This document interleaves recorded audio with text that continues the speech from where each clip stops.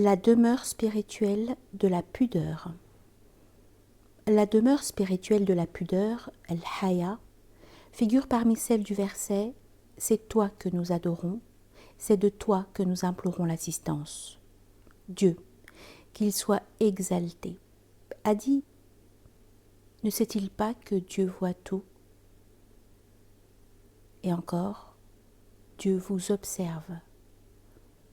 Et aussi « Dieu connaît la perfidie des regards et ce qui est caché dans les cœurs ».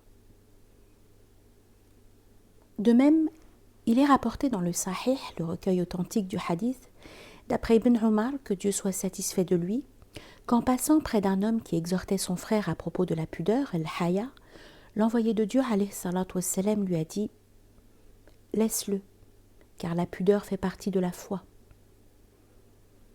Il est également rapporté dans les recueils authentiques, d'après Imran ibn Hussein, que Dieu soit satisfait de lui, que l'envoyé de Dieu, alayhi salatu wassalam, a dit « La pudeur ne rapporte que du bien ». Et rapporté par Abu Huraira, que Dieu soit satisfait de lui, la foi comporte plus de 70 branches, ou plus de 60 branches, dont la meilleure est la parole « Il n'y a d'autre Dieu que Dieu », et dont la moindre est le fait d'enlever ce qui gêne du chemin. Et la pudeur est une branche de la foi. Abu Sa'd al-Khudri, que Dieu soit satisfait de lui, a dit « L'envoyé de Dieu, alayhi salatu wassalam, était plus pudique que la jeune fille dans sa loge. Lorsqu'il voyait quelque chose qui lui répugnait, on voyait cela sur son visage. » Il est dit également dans les recueils authentiques « Ce que les gens ont retenu des paroles des premières générations des prophètes, c'est ceci. Si tu n'éprouves pas de honte, fais ce que tu veux. » Il y a deux explications à cela. Dans le premier cas, il s'agit d'une menace formulée à titre d'édification et d'information pour signifier ceci. Celui qui n'a aucune pudeur fait malheureusement ce que bon lui semble. Dans le deuxième cas, il s'agit d'une question de permission qui signifie ceci. Regarde l'acte que tu veux accomplir. S'il s'agit de quelque chose qui n'est pas honteux, fais-le. C'est d'ailleurs l'explication dominante. Il est également rapporté dans le recueil de Tirmidhi « Ayez vraiment de la pudeur devant Dieu ». Les gens présents ont dit « Mais nous avons de la pudeur, ô envoyé de Dieu ?» Il a dit « Ce n'est pas cela. En effet, celui qui est vraiment pudique devant Dieu se doit de préserver la tête et ce qu'elle contient, de préserver le ventre et ce qu'il renferme. Et il doit se rappeler la mort et l'usure, car celui qui désire la vie future délaisse les attraits du bas monde. Ainsi, celui qui fait cela est vraiment pudique devant Dieu. » Du reste, le vocable « haya », pudeur, dérive du mot « hayat », la vie. Voilà pourquoi la force de la pudeur dépend de la vie du cœur. Car l'absence de la vie est une mort pour le cœur et l'esprit. Ainsi, plus le cœur est vivant, plus la pudeur est parfaite. El-Junayd, que Dieu le prenne en miséricorde, disait « La pudeur, c'est la vision à la fois des bienfaits divins et des manquements du serviteur. Sa réalité réside dans un bon caractère qui pousse à l'abandon des méfaits et empêche de négliger le droit de celui qui a un droit. De même, un sage disait « Vivifiez la pudeur par la fréquentation de celui qui impose le respect, et vivifiez le cœur par la révérence et la pudeur, car lorsqu'elle le quitte, le cœur devient dépourvu du bien. » Dhunnun disait « La pudeur, c'est la présence de la révérence dans le cœur, en plus d'une appréhension en raison de ton attitude passée à l'égard de ton Seigneur. » Et il faut savoir que l'amour parle, que la pudeur garde le silence et que la crainte angoisse. El-Sara disait « La pudeur et la familiarité frappent à la porte du cœur. Elles y entrent si elles trouvent l'ascèse et le scrupule. Autrement, elles quittent les lieux. Dieu qu'il soit exalté et magnifié, dit dans une tradition divine, ô fils d'Adam, tant que tu es pudique envers moi, je ferai oublier aux gens tes défauts. Je ferai oublier aux endroits de la terre tes péchés, et je ferai effacer de la mer du livre tes trébuchements. Autrement, je te demanderai des comptes au jour de la résurrection. Il est dit dans une autre tradition divine, Dieu qu'il soit exalté et magnifié, a révélé ceci à Isa, Jésus, que la paix soit sur lui. Exhorte ton âme. Si elle est exhortée, tant mieux. Autrement, aie la pudeur devant moi de ne pas exhorter les gens.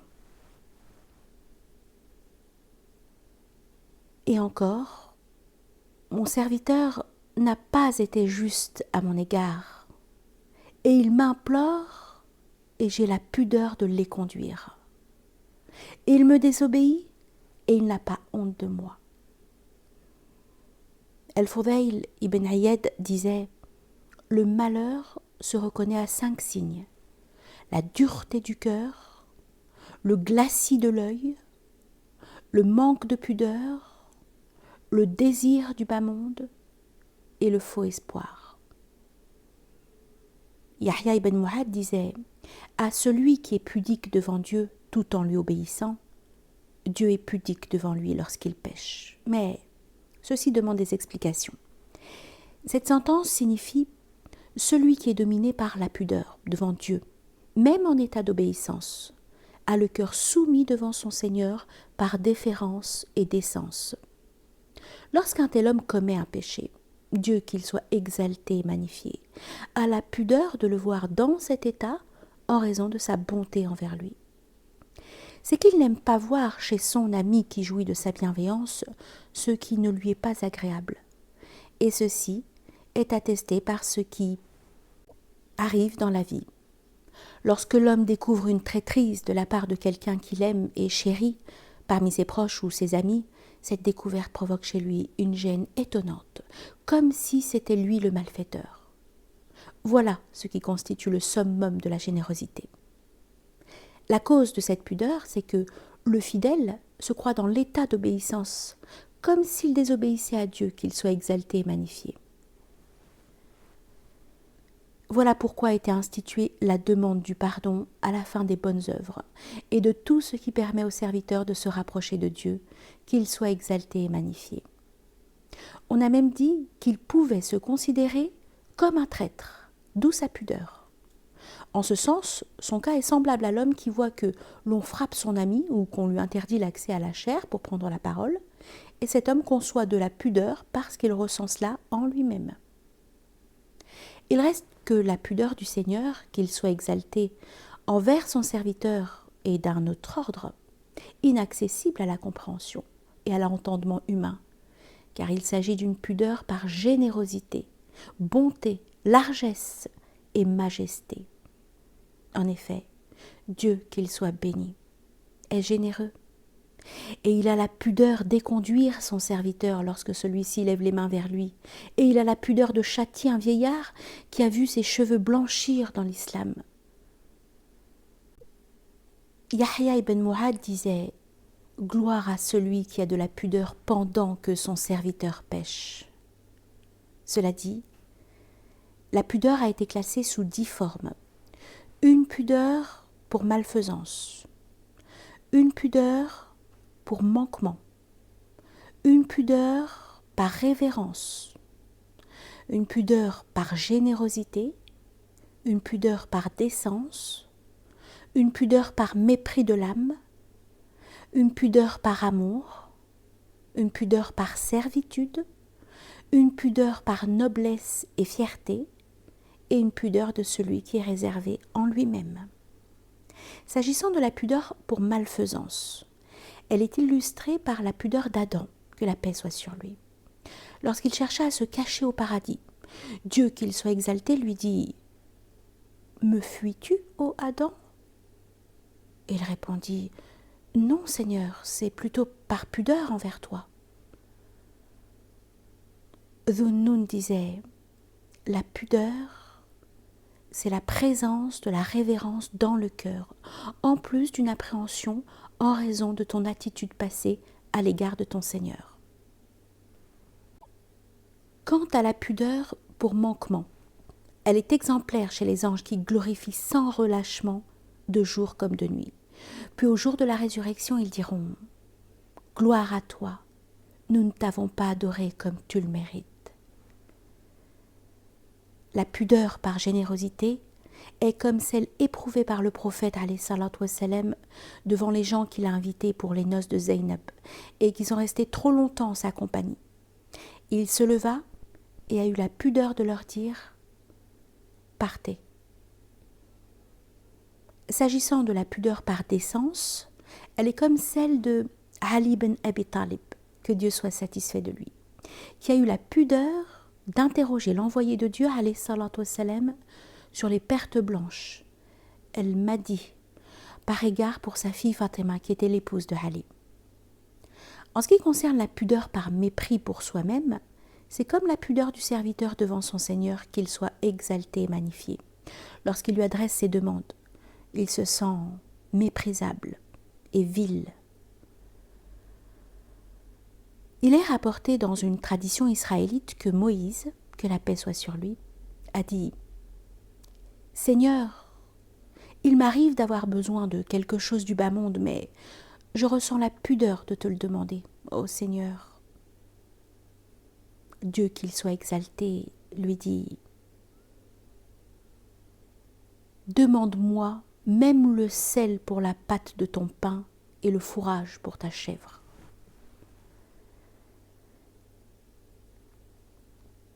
Quant à la pudeur par amour, c'est la pudeur ressentie par l'amant pour son bien-aimé. Ainsi, lorsqu'il pense à lui pendant son absence, la pudeur envahit son cœur. Et il la ressent même sur son visage sans en connaître la raison. De même, lorsque l'amant rencontre son bien-aimé, il ressent un grand émerveillement. Néanmoins, la plupart des gens ignorent la raison de cette pudeur et de cet émerveillement. C'est seulement que l'amour possède incontestablement un pouvoir dominateur sur le cœur, plus puissant que le pouvoir de celui qui domine le corps. En effet, la différence est incommensurable entre celui qui domine ton cœur et ton esprit et celui qui domine ton corps. Voilà pourquoi les rois et les tyrans s'étonnent de ce qui leur arrive souvent.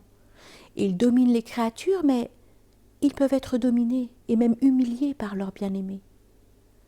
Ainsi, lorsque le bien-aimé surprend son amant par sa présence, le cœur ressent son pouvoir qui l'envahit, et il est gagné par la crainte et la frayeur. D'ailleurs, le Cheikh al-Islam ibn Taymiyyah, que Dieu sanctifie son âme, nous a interrogé un jour sur cette question, et nous avons donné la réponse précédente. En l'entendant, il sourit, sans rien ajouter. En ce qui concerne la pudeur de la servitude, c'est une pudeur où se mêlent amour, crainte et constat d'insuffisance de la servitude. Ainsi, la servitude implique nécessairement la pudeur. Quant à la pudeur par noblesse et fierté, c'est la pudeur de la grande âme lorsqu'elle émane d'elle ce qui est au-dessous de son rang en matière de bienfaisance, malgré son don et son sacrifice. Et cette pudeur se manifeste encore devant celui qui reçoit, comme si l'on était soi-même demandeur. Ainsi, certaines personnes généreuses n'arrivent pas à affronter ceux à qui elles donnent par pudeur. Enfin, pour ce qui est de la pudeur de l'individu envers lui-même, il s'agit de la pudeur des âmes nobles, grandes et élevées, d'accepter l'infériorité. Celui qui possède une telle âme se sent pudique envers lui-même, comme s'il avait deux âmes, dont l'une est pudique envers l'autre. Ceci constitue d'ailleurs la forme la plus parfaite de la pudeur, car lorsque le serviteur a de la pudeur envers lui-même, il est amené à être encore plus pudique envers autrui. L'auteur des Manazil ajoute « La pudeur relève du début de l'ascension des gens de l'élite, qui est générée par une vénération ou semelle de l'affection. Il considère que la pudeur constitue le début de l'ascension pour les gens de l'élite spirituelle, en raison de ce qu'elle génère en eux comme sentiment de présence de celui qui inspire la pudeur. Et l'expression qui est générée par une vénération ou semelle de l'affection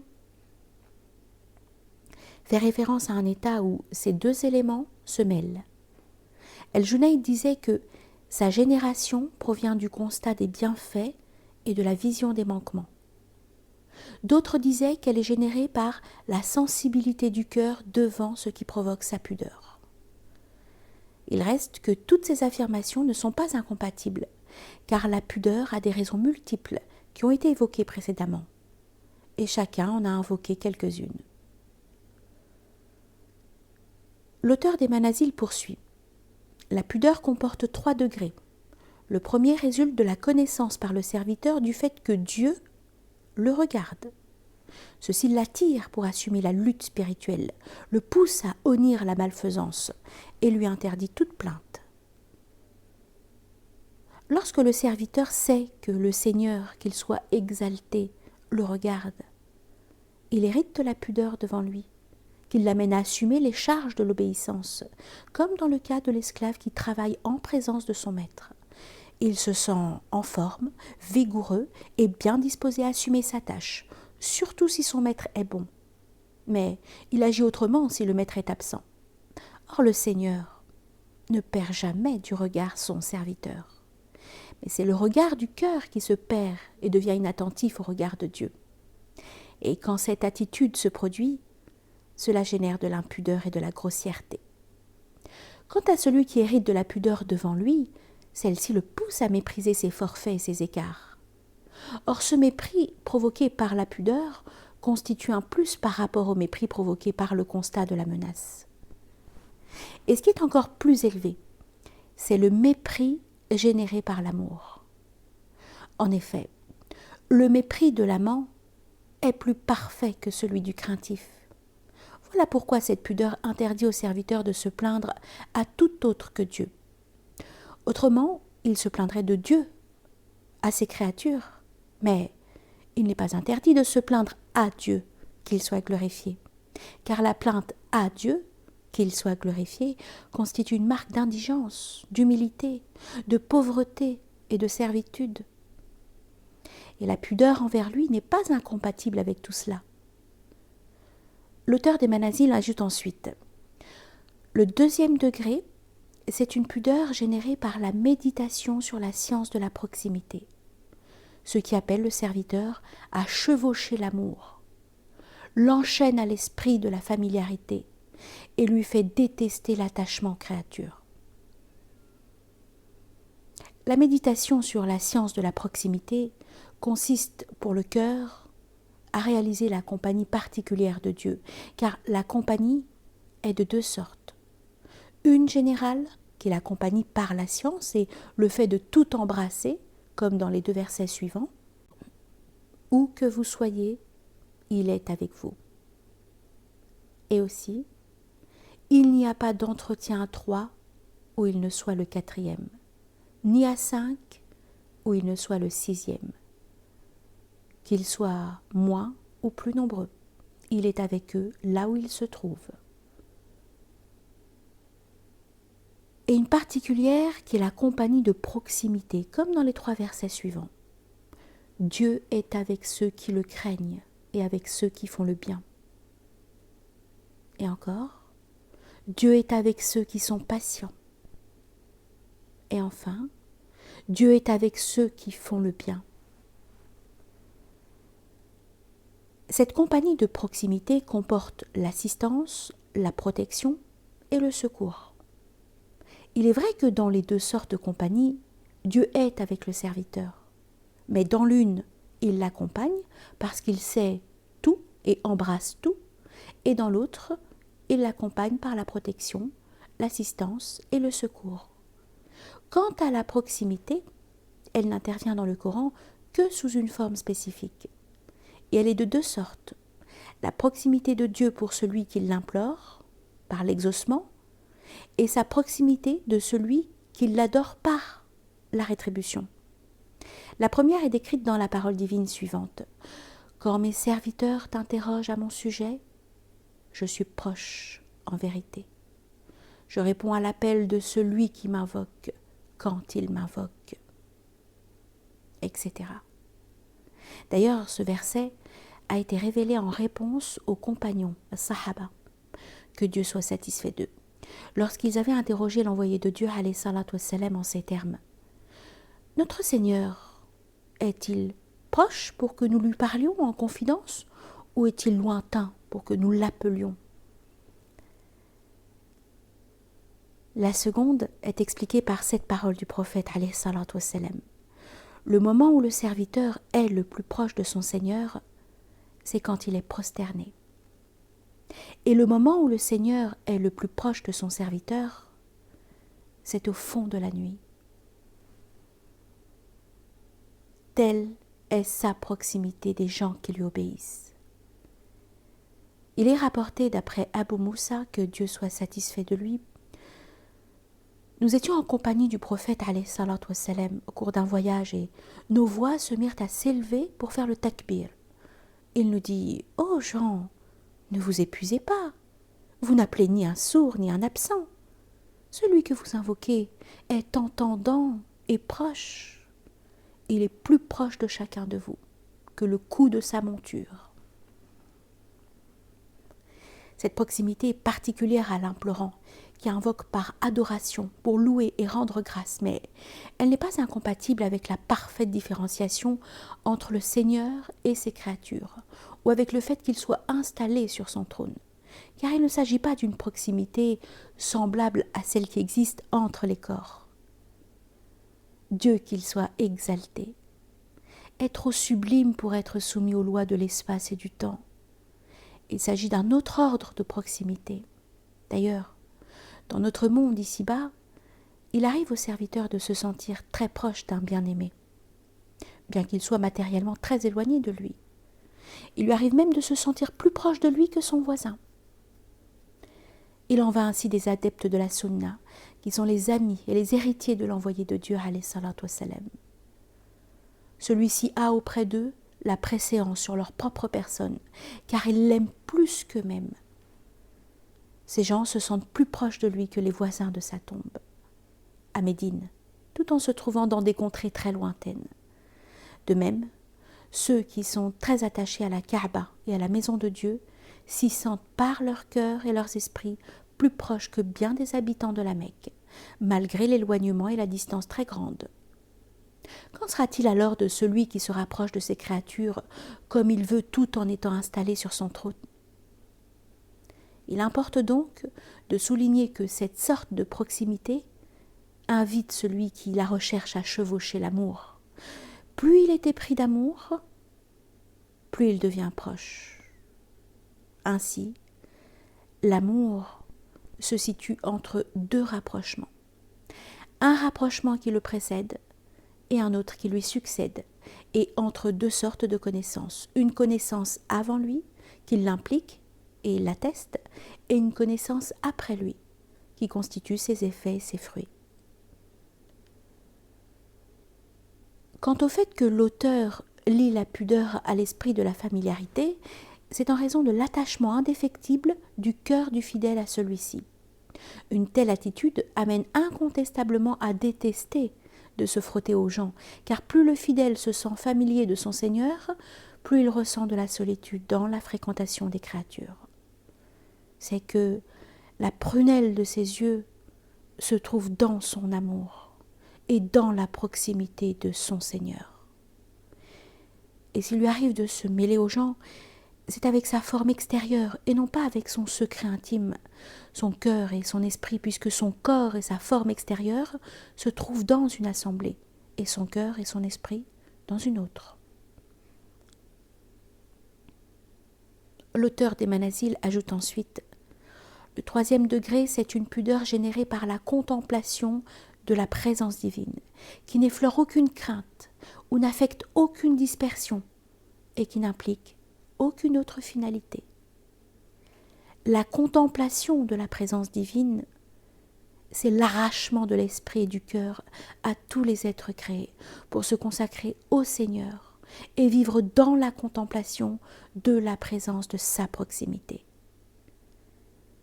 Lorsque le cœur accède à cette présence, il est tout entier enveloppé dans la révérence et arraché à la dispersion, car il n'y a rien d'autre que lui avec Dieu. Aussi, il ne pense dans cet état qu'à Dieu uniquement. Et il atteint ainsi ce qu'on appelle la station spirituelle du rassemblement, Maqam al-Jami'a, ou de l'union. Quant à l'expression de l'auteur « ce qui n'a aucune autre finalité », elle s'explique ainsi. En général, celui qui obtient ce qu'il cherche et désire atteint le but qu'il s'est assigné et la fin à laquelle il aspire, sauf celui qui est dans cette contemplation de la présence divine. Il n'a aucune autre finalité en contemplant cette présence, car ceci est impossible. En effet, lorsqu'il contemple cette présence, qui est la finalité des finalités, il est proche sur quelque chose qui n'a ni fond ni fin, car toutes les fins et les finalités aboutissent à cette présence. En référence ce verset, tout revient à ton Seigneur. C'est Dieu qui est l'aboutissement de tout, et il n'a ni fin ni finalité, que ce soit dans son existence ou dans le surplus de sa générosité. En effet, il est le premier, et rien n'est avant lui, et il est le dernier, et rien n'est après lui. Il n'y a pas de fin à sa louange et à ses dons. Plus le serviteur redouble d'action, de grâce pour lui, plus il redouble de générosité en sa faveur. Plus il s'avance dans son obéissance, plus il le comble de sa récompense. Plus le serviteur se rapproche de lui, plus il reçoit de sa majesté et de sa grandeur, ce qu'il n'a pas contemplé auparavant. Ainsi, dans cette quête, le serviteur n'aboutit à aucune fin et aucune finalité. C'est pourquoi il est dit que les habitants du paradis ne cessent de connaître en permanence une faveur sans fin. Car leur félicité s'origine dans ce qui n'a aucune fin. Béni soit Dieu, le maître de la majesté et de la générosité. En référence ce verset, tels sont les biens impérissables que nous vous accordons. Et d'après un hadith qudsi, ô mes serviteurs, si vous vous mettez du premier au dernier, humains et djinns confondus, dans un seul rang pour m'adresser vos demandes, et que j'accorde à chacun de vous ce qu'il désire, ceci ne diminue en rien ce que j'ai auprès de moi, pas plus que ce que l'aiguille provoque en tombant dans la mer.